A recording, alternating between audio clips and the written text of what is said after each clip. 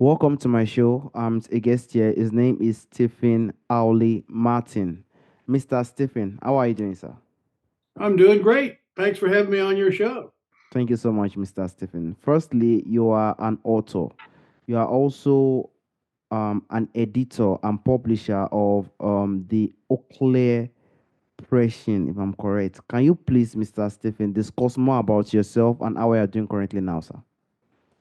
Yeah, my name is Stephen Hawley Martin. I'm uh, a writer, a ghostwriter, an editor, and a publisher now. I spent most of my life in the advertising business, creating ads for companies and products, and but the last 10 years or so, I've been spent all my time writing and editing other people's books, sometimes ghostwriting books for people. The name of my business is the Oakley Press. You can find out more about it and about me on my website, shmartin.com, and get in touch with me that way. But I've written quite a number of books. I've written some novels. I've written some business books. But my most popular books, the books that sell the best, are tend to be metaphysical, about spiritual things, about the afterlife, about how you can find your purpose and pursue it, that sort of thing. So that kind of sums up what I'm doing now and what I did for most of my career. But I'm certainly enjoying what I'm doing, and I'm glad to talk to you today about it. Exactly. Completely happy to even speak to you today, Mr. Stephen. And I even try to, check your bio and stuff like that. I saw you've written a lot of books. And as you said, I think that spiritual part is the one that's really, really, people are really, really, diverting the most to. Like, also, can you please discuss more on probably your books? I don't know, it's a lot of books, but, and do you also have more you're planning to write in the coming future, Mr. Stephen? Uh-huh. Yeah, well, what would you like to? Is there a particular book or a subject that you want to pursue? I'd be glad to talk to you about that. I know you're interested in Edgar Cayce, Yes. who was a psychic who lived back in mostly in the 20th century. He was Mm. born in 1877, I believe, and died in 1945. He was known during his lifetime as the sleeping prophet because twice a day he would put himself into a trance and answer people's questions. Most of the questions had to do with health issues, health problems people were having, and how they could solve them. They perhaps had been to a doctor, and the doctor hadn't been able to help them, and so they turned to Edgar Cayce. And somehow he was able to access what he called the Akashic records, which I would say is kind of like the hard drive of the universe, where all everything that's ever happened and been said or thought is kept. And he could somehow or other survey an individual's body and give them an idea of what was wrong, what was causing it, and how they might either solve it or mitigate it. He's known as the kind of the father of holistic medicine. He believed in people having the right diet and so on and so forth, long before his time in terms of how we view all of that today. So he also was asked a lot of questions about the universe and what we're here. And even though he was a very strong Christian growing up, he read the Bible once every time for every year of his life, starting when he was about 17 years old. And he uh, realized, or through this trance and accessing the Akashic records, the hard drive of the universe, he found out and talked about reincarnation and the fact that we all live many times, and of course that conflicted with his religious beliefs. Christianity doesn't have that as part of the doctrine of Christianity. It was taken out of the Christian religion back in the sixth century, 553 BC, during the Second Council of Constantine by the Emperor Justinian. Decided that that was not a, he didn't want reincarnation in the Christian doctrine, so he had it removed. But so that kind of threw uh, Edgar Cayce for a loop, because he uh, didn't even never even thought about reincarnation, but it came through him, and he talked a lot about that, and it's very interesting. So I'll leave it at that, and you can go ahead and ask me what you want. Yes, he's a very, very powerful person. Edgar Case was a very, very person. He has a lot of, he really helped a lot of people during his time. I also tried to check one or two of his background. It was a very, very massive one. I would also like to also, dive to the point of, Edgar Case, purpose on human experience. The way he also explained human experience to also probably, differ and also bring a lot of exposure when it comes to belief and stuff like that.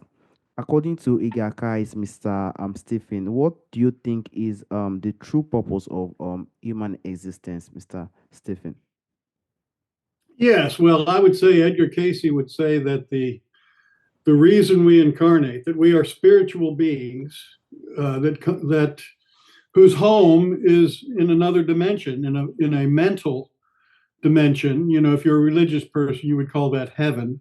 But it's really, the idea is that there's one mind which creates all reality, and that we are spiritual beings who are part of that one mind, characters in the one mind, and that we incarnate here on earth in order to experience, as you said. And the reason is to evolve. Our, our reason for coming to earth in human bodies is to face challenges, to have, uh, we sometimes have, terrible things happen to us, Mm, but all those things are what we're here to do, is to learn from what we experience here, and to grow and evolve, and that we come when we come in, we forget. We go through what is called a veil of forgetting, where we forget why we came. But actually, we chose to. We made a decision to come into this life with the parents that we came in through, in the situation that we came into, because there was something that we needed to learn or to experience, and that's why we're here. So if we come in and we just think, oh, things are horrible, I can't deal with all this, then we're kind of wasting our time. What we need to do is realize that we have come in to face those situations that we're up against, and to somehow overcome them or do our best to mitigate them. And that's why we're here. We grow from facing difficulties and overcoming them, and that's what life on Earth is all about, according to Edgar Cayce. And it makes sense to me. What do you think? I completely agree with you. I think this life is just a life of, but like it's just a life of layers. We have to just face it before we can move. That is what the world is all about. And I was also surprised when you said we personally, decided to come, and when we came, we realized that oh, this place is really, really, hard. That is really, really a powerful word by Edgar Case. That's a very, very powerful and profound word that we actually decided to come to this world. But when we now came, now we are not seeing the challenge. No matter what we have to do, no matter how we want to move forward, there have to be obstacles. There are obstacles we have to pass through it and see how it goes in the coming future. Honestly speaking, that is really, really massive. And I would also like to go, like the obstacles that is going on, that we have to face. I do not know if Agakais, brought out some daily principles or some daily practice that one can also do to also, personally help course, he's not easy, honestly speaking, Mr. Stephen. He's definitely not easy on head. So, what practical step or do you think someone can take to align their daily life with kind principles? He brought a lot of principles during his life. Then, Yeah, excellent question. Very good question. Edgar Cayce would say, and I believe it's true, that each one of us has something special about us, that it's something that we have. It's called the Dharma, which is a Sanskrit word that means law or principle. Something about us that is special that we can do that causes us to be able to do something that nobody else really can do quite as well as we do. And so, what Edgar Cayce would have said to anyone is to try to figure out what that is, and think back to when you were a child and what you like to do, what games you like to play, what things you got involved in that kind of you got caught up in such a way that you kind of lost track of time, and what was that activity, and then try to think of how you could use that activity, that thing, that special dharma, to help others in some way. How can you make the world a better place? How can you make your fellow humans and friends and neighbors and even enemies better off by using that special thing that you have? And if you find out what that is and you start using it, even if it's only as a hobby or part time, I mean, you might have to go to work doing something else to make yes. a living and eat. But if you can use that other thing, that's what's going to do two things. It's going to give you a sense of purpose and a sense of feeling like your life is worth something good, that you're contributing, and it's going to help you grow and evolve, which is the whole purpose that you're here. Your reason you're here is to evolve. And by using that special gift that you have, and it's not necessarily a gift, it may be something you've learned to do over many incarnations. In my case, I went to a weekend retreat at a place called the College of Metaphysics in the United States. It's in Missouri. And the whole purpose of that retreat, that few days, was to learn to find out what my Dharma was. And according to the psychics there who access the Akashic records, my Dharma is that I'm able to see a big picture when only a small part of the picture is available, and translate that to others. So that's why I write books. I'm able to do that, and it's so I'm exercising my dharma, and I'm very happy doing it. So there you go. So that's kind of the reason or the thing that Edgar Cayce said to do in order to make your life worthwhile and to live and to do what you're here to do. Hmm. Mr. Stephen, what you said currently, and according to Edgar Cayce, that was a very, very powerful one. That means every single one of us, we have this thing in us that we can definitely use. And that also dives us to the point that every single thing is not all about money. The time that we are today, every single person believes that every single thing has to involve money. Most of the time, it has to involve oneself, something that you feel like can energize you. Because honestly speaking, in this world that we are, if we do not do something that keep that energy on, we get to a point whereby we feel like this life is not, we just feel that's why we used to have a lot of anxiety, depression in the time that we are today. So that is really, really powerful.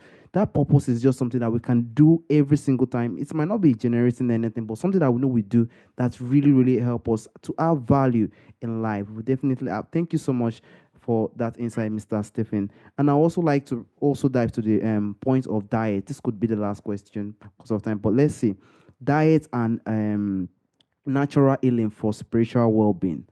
Diet is very important, and according to Edgar Cayce, he also said a lot of things when it comes to diet and spiritual well-being. Mr. Stephen, how do you think Kai explained the importance of diet and natural healing for spiritual well-being with Stephen? Yeah, absolutely. Another excellent question. The idea that Edgar Cayce put forth was that you what you're putting in your body is almost it's medicine for your body, your food, and he believed in uh, what today would be called pretty much the Mediterranean diet, which is whole grains, beans, legumes, vegetables, whatever's fresh and locally grown would be best. Uh, Not very much meat, red meat or pork, but more like fish and poultry, chickens, whatever, birds, um, lamb, those kinds of things. The Mediterranean diet, olive oil, and the whole grains keep your body regular. You go to the bathroom regularly, that kind of stuff. You need to when you're eating starches like potatoes and sugary things that kind of clogs up your system a lot of times, and the red meat and so forth. It's hard to digest, and so you eat a natural diet, vegetables, fruits, uh, beans, full whole grains, some fish, some poultry, and you've got the right kind of diet. Natural diet is one of the main key. Honestly speaking, that's a very, very big insight. Honestly speaking, because when someone eats natural diet, it's definitely help one in one way or the other. I do remember when I also start to eat some fruit. Fruit is also a very important thing. People do are not usually really educated in this thing. Like all these things are really, really important in our health today. We know there are a lot of pizza stuff like that, but we have to eat something that are also natural that would definitely benefit our health in a long way. And I would like to also ask Mr. Stephen, I know you've discussed on the principles, and I also know you've discussed on the, parts that someone can do. You could do something that could energize one life. And likewise, the challenges, Mr. Stephen, how do you feel like Kaya Station, navigate life challenges and greater wisdom? Because we really need wisdom in this life and also clarity, Mr. Stephen.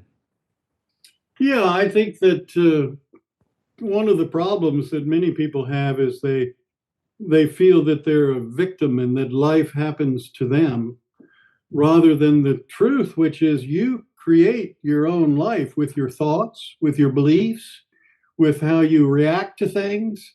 And that's when I think wisdom comes, when you realize that you are the master of your own life, in that if you believe that things are not going to work out, that it's going to be bad, guess what? It's going to be bad. If you believe that you can overcome a situation and you put your best effort forth, then it's more likely that you will. You're not always going to, but if you have that attitude, eventually things are going to work out for you. So, to me, wisdom is understanding that you, what you believe, what you think, what's in your subconscious mind from the time you were little, people told you things and you believed it. And if you're constantly running up against a situation that's very similar one time after another, there's something in you that's bringing that to you. And when you're wise enough to realize that, then the next time it comes, you react differently to it and perhaps you can overcome it. So that's what I believe on that score. That's really, really massive. Thank you so much for the insight, Mr. Stephen. Energy is just one of the most important things. We have to just try our best to see life as one thing that we can use to, just anything that we can just use to build ourselves. And that is a really, really great insight. Thank you so much, Mr. Stephen. And Mr. Stephen, there's a question I normally ask during the end of the show, Mr. Stephen. From our forefathers, I know we have Edgar Cayce who has done a lot of great writing and stuff like that. Massive, massive things today. But during that our forefathers' time, there are also a lot of things, Mr. Stephen, that really exists, and a lot of it is missing in our time today. If there is anyone or anything you would like to bring back to our time today, Mr. Stephen, what do you think that thing will be, sir? What would I like to bring back to? I think that one of the things that's missing that was more prevalent in days gone by is a matter of integrity and truth. There's so many people out there, particularly politicians, that just will say anything in order to get their way and to succeed. And there's just not enough people who are totally honest and transparent and tell it like it is. And I'd like to see more of that. I think that certainly in the United States, the early founding fathers, integrity was a big part of it. And I don't see it as much today. And I'd like to have that come back. Because I think in the long run, if you're telling lies in order to get ahead, that's going to come back to bite you eventually. It's going to ruin you eventually. So that's kind of my thought on that. Mm.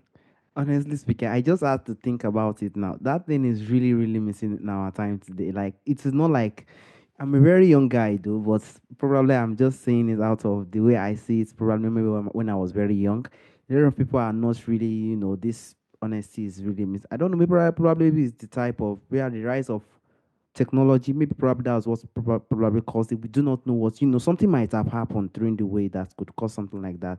But we hope that in the coming future, we see better people who are honest and who are really going to do stuff for the benefit of the people and even he or she himself. Mr. Stephen, this was a very, very great discussion. I learned a lot, and I know the listeners are also going to learn a lot. I want to sincerely thank you for the time and the opportunity you've given to me, and also the audience. It's mean a lot to me. Thank you so much, sir. It's been my pleasure. Thank you very much. I enjoyed it. All right, man. Have a wonderful day, Mr. Stephen. Bye. Bye bye.